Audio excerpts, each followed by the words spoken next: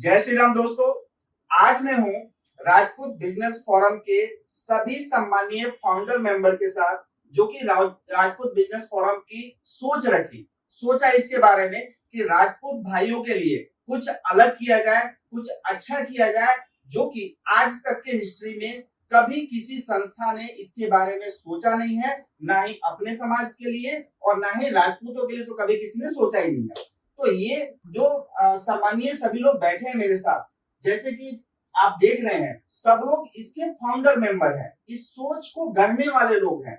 किस तरीके से इसकी स्थापना करी, क्या इसके आगे विजन है और इससे समाज के सभी वर्गों को, चाहे युवा हो गए, चाहे युवा हो गए, चाहे महिलाएं हो गई, चाहे कोई बिजनेसमैन हो गए, चाहे कोई बेरोजगार हो गए, किसको किस तरीके से क्या लाभ मिलेगा, क्या इनके स्टेप्स हैं, इन सारी चीजों के बारे में हम लोग आज चर्चा करने वाले हैं। तो आज के इस कार्यक्रम का मेन उद्देश्य यही रहने वाला है। सबसे पहले मेरा सवाल होगा देवेंद्र भदौरिया जी से, जो कि राजपूत बिजनेस फोरम के एक मुख्य किरदार आप कह सकते हैं, जिन्होंने इसकी सोच रखी और इसका शुरुआत किया। तो मेरा सवाल यही है कि राजपूत बिजनेस फोरम के बारे में आपने क्यों सोचा, क्या इसका उद्देश्य है, इसके बारे में थोड़ा सा प्रकाश डालेंगे आप और हमारे सभी दर्शकों को आप बताएंगे क्या इसकी जरूरत पड़ी और क्यों आपने इसकी स्थापना की। भाई साहब, जैसा कि आपका प्रश्न है कि राजपूत बिजनेस फोरम इसको बनाने की आवश्यकता क्या पड़ी जी, हम काफी लंबे टाइम से लगभग 30-35 वर्ष से राजपूत समाज की सेवा कर रहे थे, लेकिन देखने में ये आ रहा था कि राजपूत समाज केवल जयंतियां मनाने, बहुत से बहुत सामूहिक विवाह कर लिए, इससे ज्यादा हमारी समाज के माध्यम से कोई उपलब्धि नहीं होती। तो 30 वर्षों के अनुभव के बाद हमारे मन में ये प्रश्न आता है कि हमें समाज के लिए, चूंकि समाज होता है समाज के कमजोर व्यक्ति के लिए, वीकर सेक्शन के लिए, उनकी सुविधाओं के लिए उनका हित कैसे हो, ये सोचना समाज का काम होता है। उसी के तहत मन में विचार आया कि हम कैसे इनको सशक्त बनाएं, कैसे मजबूत बनाएं, क्योंकि सरकार से क्षत्रिय समाज को किसी प्रकार का कोई न सहयोग मिलता है, न उनकी तरफ से किसी प्रकार की कोई सुविधा है। तो निश्चित रूप से मन में ये आया कि जब सरकार की तरफ से कोई सुविधा नहीं है तो इस कौम की चिंता करेगा कौन। निश्चित रूप से समाज को ही चिंता करना चाहिए और समाज ने चिंता की। समाज में, चूंकि मैं समाज का अंग हूं, इस नाते वो दिमाग में मेरे आया कि मैं सीधा, चूंकि बेरोजगारी का वक्त है, युवाओं का जो है बहुत बड़ी संख्या में हमारे पास जुड़ाव भी है। वो लोग कहते हैं भाई साहब समाज का काम तो आप करते हो लेकिन हमको कोई फायदा नहीं होता। तो बार बार ये मन में प्रश्न आता था कि युवाओं के लिए हम क्या करें। तो आज के समय में चूंकि आर्थिक रूप से सशक्त बनाना है तो बिजनेस ही एक अच्छा माध्यम हो सकता है। हमारे पूर्वज चूंकि बिजनेस की ओर हमको बहुत ज्यादा प्रेरित नहीं करते थे, बल्कि हतोत्साहित करते थे कि ये आपका काम नहीं है, ये दूसरी कौम का काम है, ये राजपूतों का काम नहीं है बिजनेस करना। राजपूत चूंकि मार्शल कौम है, इसका काम मुख्य रूप से या तो किसानी या युद्ध करना रहा है। चूंकि युद्धों का काम हमारा खत्म हो गया, हम बेरोजगार हो गए युद्ध रूप से, अब हम किसानी तक सीमित रह गए। किसानी में हमको उतना ज्यादा आर्थिक उपार्जन नहीं होता है कि हम मजबूत स्थिति में, केवल दाल रोटी खा सकते हैं लेकिन मजबूत स्थिति में नहीं आ सकते हैं। मजबूत स्थिति में आने के लिए केवल एक बिजनेस ही अच्छा माध्यम हो सकता है। इसलिए हमने राजपूत बिजनेस फोरम की स्थापना करने की मन में सोची। सोच करके फिर हमने राजपूत उद्योगपतियों से संपर्क किया, उनको एक मंच पर लाने का प्रयास किया।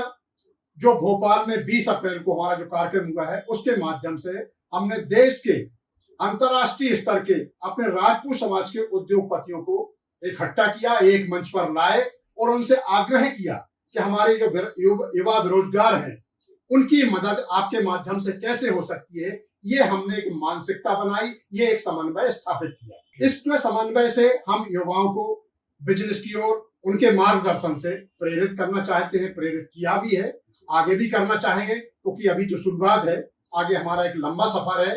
जो हम ऐसे ही हमारे बहुत सारे देश में हमारे राजपूत समाज के उद्योगपति हैं, उनको बुला करके जो विभिन्न विभिन्न क्षेत्रों में, न केवल एक क्षेत्र में, न केवल आईटी बल्कि एजुकेशनिस्ट हैं और भी क्षेत्र में हैं, उनको ला करके विभिन्न विभिन्न जिनमें हमारे युवाओं का इंटरेस्ट है उस क्षेत्र में उनको मार्गदर्शन प्रदान कराएंगे। ये हमारी सोच है, यही हमारा उद्देश्य है कि उनको मजबूती प्रदान करना, बिजनेस की ओर भी अग्रसर करना और उनको रोजगार की ओर भी उनको प्रेरित करना, यह हमारा मुख्य उद्देश्य है।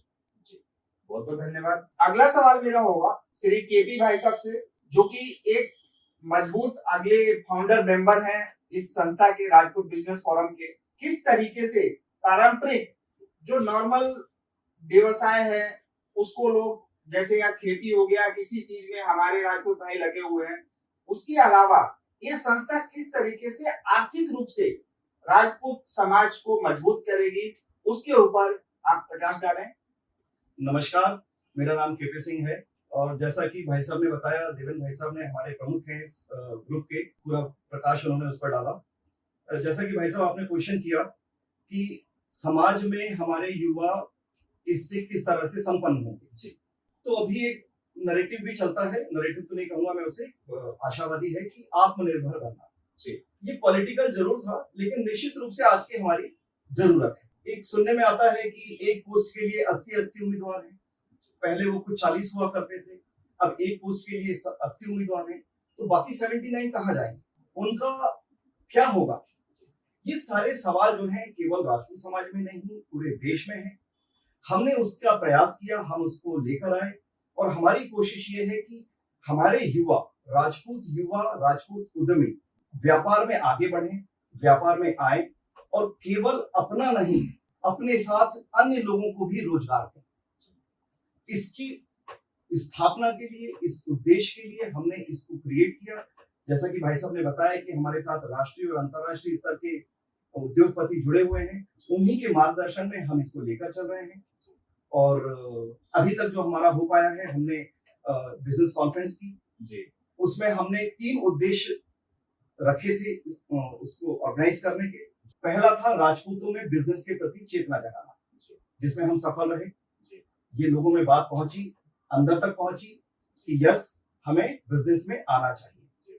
दूसरा हमारा उद्देश्य था उनको फंडिंग कहां से होगी, जिसके लिए हमारे जो उद्योगपति हैं वो तैयार हैं।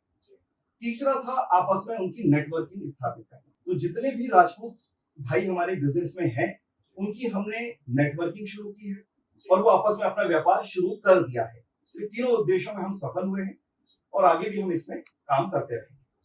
बहुत बढ़िया, शानदार तरीके से आपने एक्सप्लेन किया, आर्थिक रूप से किस तरीके से मजबूत करेंगे। अब अगला सवाल है मेरा ज्ञानेंद्र सिंह बघेल जी से, जो कि ऑलरेडी ये कंपनी को रन करते हैं, जो कि फाउंडर है जेन नेक्स्ट इंडिया का।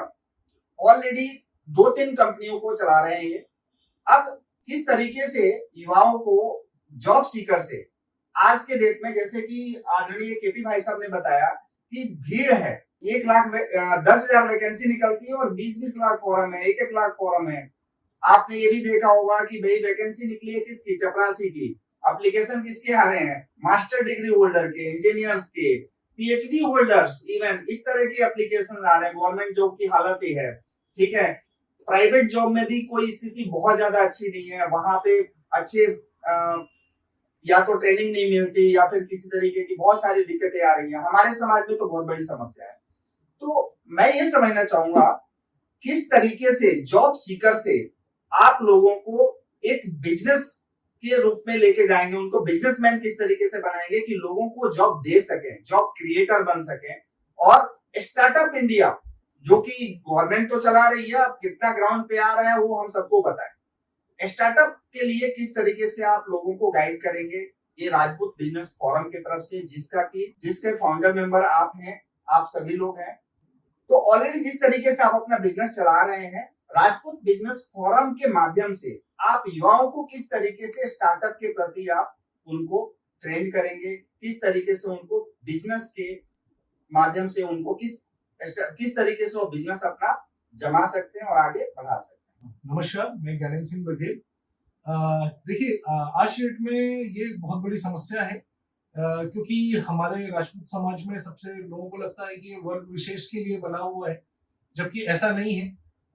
जैसा कि हम कई बार बात करते हैं, मैंने मेरा बिजनेस स्टार्ट किया तो मेरे फादर को लगा यार पता नहीं कैसे कर पाएगा, करेगा कैसे करेगा।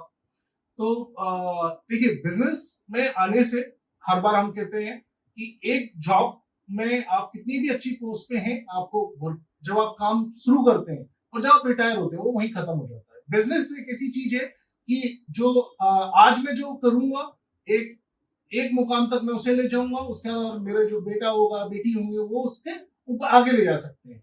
तो बिजनेस में आने के लिए देखिए, हम जो राजपूत समाज को प्रेरित करेंगे, इसमें हमारा मुख्य उद्देश्य बिजनेस के बारे में जानकारी देना, कंपनियां कैसे बनती हैं वो उनको जानकारी देना।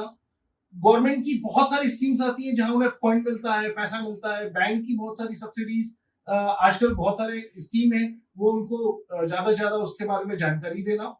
और मेन होता है बिजनेस में लोगों को पता नहीं होता कि बिजनेस करना कैसे है, कंपनियां कैसे बनाना है, पैसे कैसे ला सकते हैं, मार्केट सर्वे कैसे कर सकते हैं। तो इन सब चीजों में हम राजपूत फोरम के थ्रू उसमें सबकी मदद करेंगे और सभी को इसकी विस्तृत जानकारी देंगे। तो अगला सवाल मेरा जो है वो संजय सिंह परिहार जी से है, जो कि इस राजपूत बिजनेस फोरम के एक और मुख्य फाउंडर मेंबर हैं, कि बिजनेस से हम युवाओं को और एक दूसरे को किस तरीके से हम कनेक्ट कर पाएंगे, उनकी नेटवर्किंग किस तरीके से कर पाएंगे कि वो लोग आगे अपना बिजनेस और मजबूती से बढ़ा सकें, एक दूसरे से अपना ट्रेनिंग ले सकें। आपका क्या आगे का उद्देश्य है, क्या प्लान है, और इसको ऑनलाइन डिजिटली किस तरीके से युवा एक दूसरे से कनेक्ट हो सके, इसके लिए संस्था का क्या प्लान है राजपूत बिजनेस फोरम का, इसके ऊपर भाई साहब प्रकाश डालेंगे। बताइए भाई साहब। युवाओं में जो आज सबसे बड़ी समस्या जा रही है कि बच्चे पढ़ाई लिखाई करके अपना पूरा कर लेते हैं कि उनकी पढ़ाई पूरी हो गई है, चाहे वो अगर कोई 12th तक की पढ़ाई करके छोड़ देते हैं, कुछ लोग ग्रेजुएशन पूरा कर लेते हैं, कई लोग उससे भी ज्यादा टेक्निकल पढ़ाइयां पूरी कर लेते हैं, लेकिन पीछे से करियर काउंसलिंग नहीं हो पाती है किसी की भी। अब उनकी फैमिली में भी कई बार ऐसी स्थितियां रहती हैं और ज्यादातर लोगों के अंदर होता है कि फैमिली का बैकग्राउंड भी अगर पढ़े लिखे नहीं है पेरेंट्स लोग, तो ना तो वो अपने बच्चों को काउंसलिंग दे पाते हैं और ना उनका सराउंडिंग का ऐसा एटमॉस्फेयर होता है कि कोई उनको कैरियर काउंसलिंग करे या एजुकेशनल काउंसलिंग करे। तो चूंकि बच्चों को पता ही नहीं होता है कि पढ़ने के बाद में हमें करना क्या है, तो वो फिर भटक जाते हैं। फिर उनके जो सर्कल होता है उस सर्कल के अंदर जिस बिजनेस में रहते हैं या जिस जॉब के अंदर रहते हैं, बस वो उसी पर फोकस करके उसी के अंदर चले जाते हैं। और अमूमन ऐसी स्थितियां पैदा होती हैं कि वो कोई प्रॉपर वाले अच्छे प्रोफेशन नहीं होते हैं। कई बार तो गरीब परिवारों के अंदर, क्योंकि राजपूत समाज के अंदर ये परिस्थितियां हैं कि सरकार ने भले ही उनको जनरल कैटेगरी के अंदर रखा हुआ है और उनको आर्थिक रूप से मजबूत माना है, और ईडब्ल्यूएस के अंदर भी उन्होंने एक छोटा सा सेक्शन ऐसा दे रखा है जिसमें कि सरकार उनकी मदद करती है। लेकिन सच्चाई ये है कि राजपूत समाज आज भी 80% से ज्यादा आर्थिक रूप से कमजोर परिस्थितियों के अंदर है, और उनको सचमुच में ना तो सरकार की तरफ से और ना ही कोई ऐसा नेटवर्क है समाज के अंदर कि जो उनको कहीं से मदद दे सके, किसी तरह की कोई काउंसलिंग दे सके।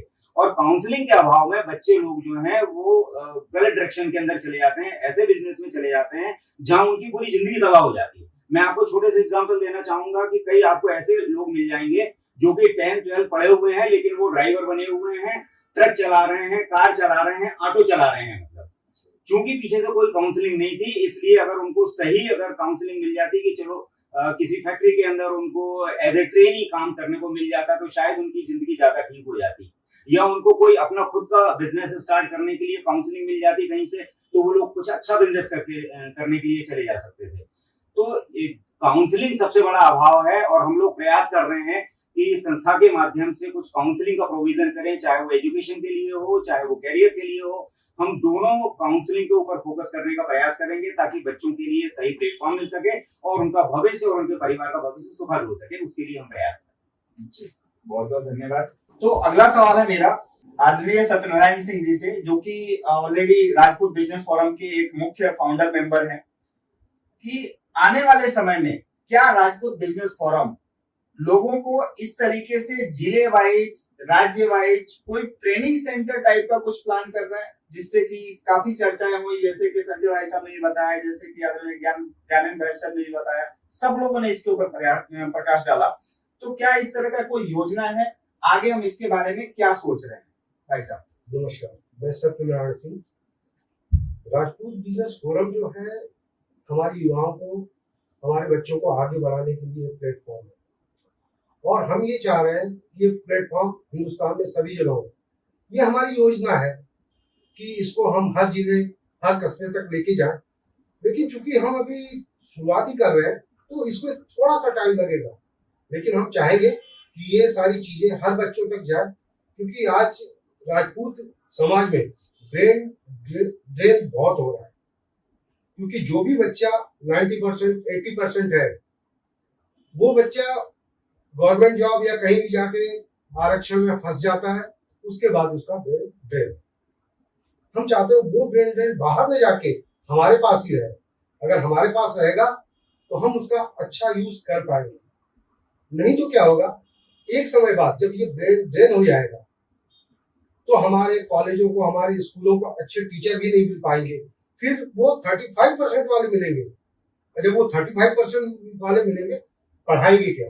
वो पढ़ाएंगे क्या और आगे के बच्चे सीखेंगे क्या? तो आप ये समझिए, आपका साइंस खत्म और आपका साइंस ले गया अमेरिका या।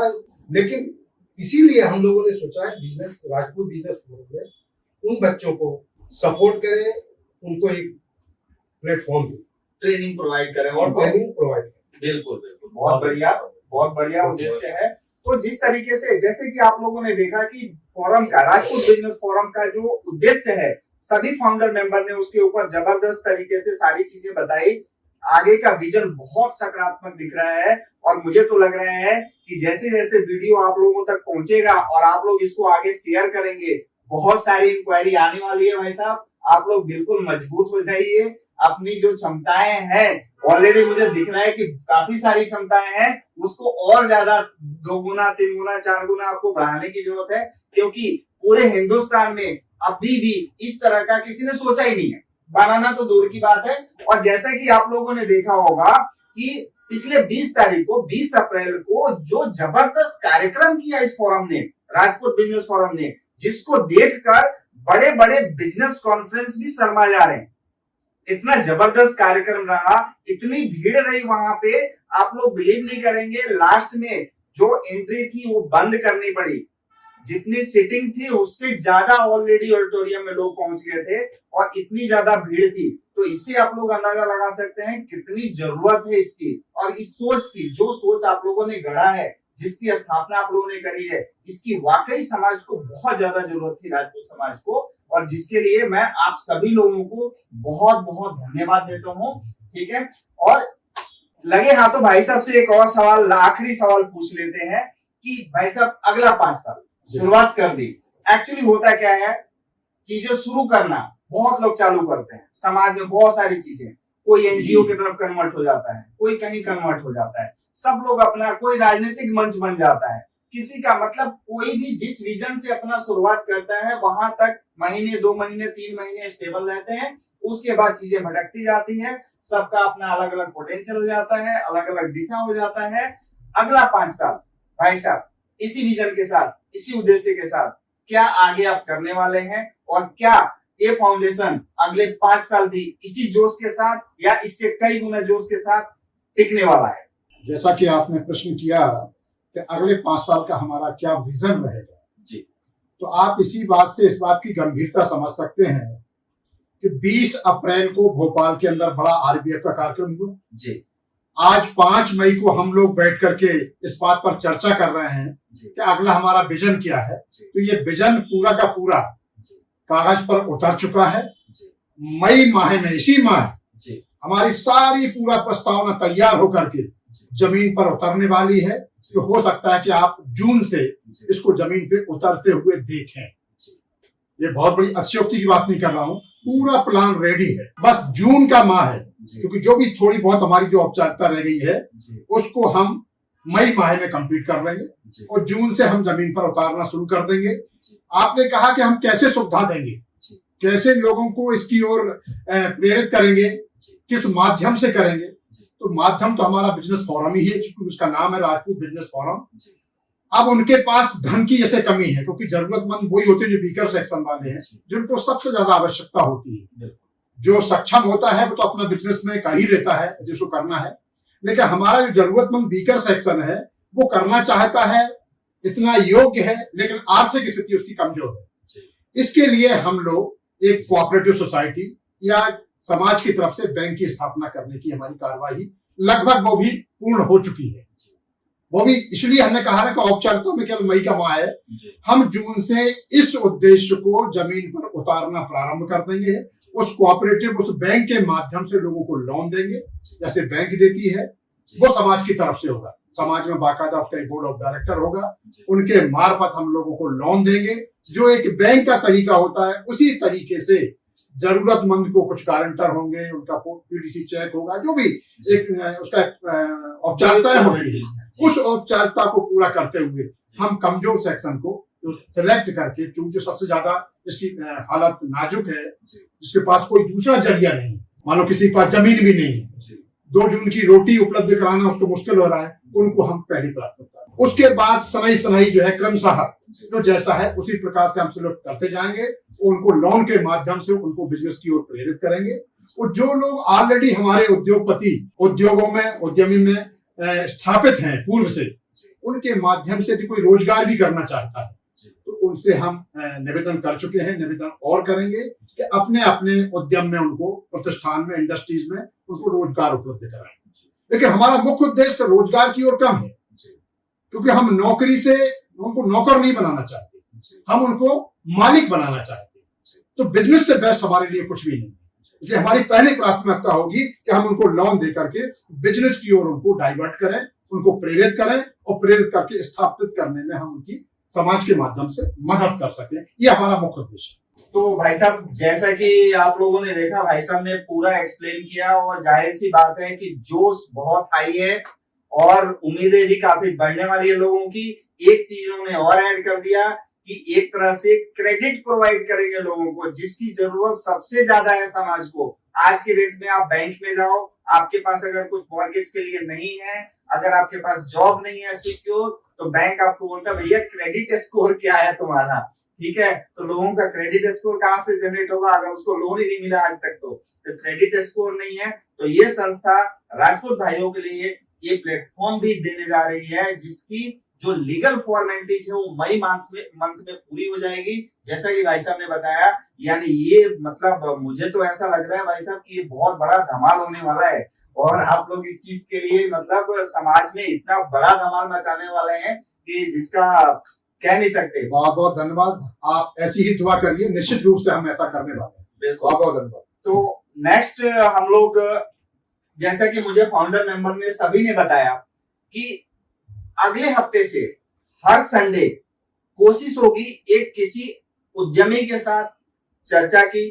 चाय पे चर्चा इस सेगमेंट का नाम रखा है संस्था ने, और हर हफ्ते आपको चाय पे चर्चा के माध्यम से एक अलग अलग उद्यमी से स्टार्टअप के गुण, बिजनेस के गुण, ट्रेनिंग, किस तरीके से आप शुरुआत कर सकते हैं, ये सारी चीजें आने वाले समय में आपको सीखने को मिलेगा, समझने को मिलेगा, एक पूरा का पूरा मार्गदर्शन मिलेगा। तो इस चीज के लिए आप लोग ज्यादा से ज्यादा इस वीडियो को अपने राजपूत भाइयों के साथ शेयर करें, ताकि हिंदुस्तान में कन्याकुमारी से लेके और जम्मू कश्मीर तक जो भी जरूरतमंद है राजपूत भाई इससे जुड़ सकें और इससे इसका लाभ ले सकें। बहुत बहुत धन्यवाद। चैनल को ज्यादा से ज्यादा शेयर करते रहिए और वीडियो को आप लाइक कीजिए और चैनल को ज्यादा से ज्यादा आप लोग सब्सक्राइब कीजिए। Thank you so much.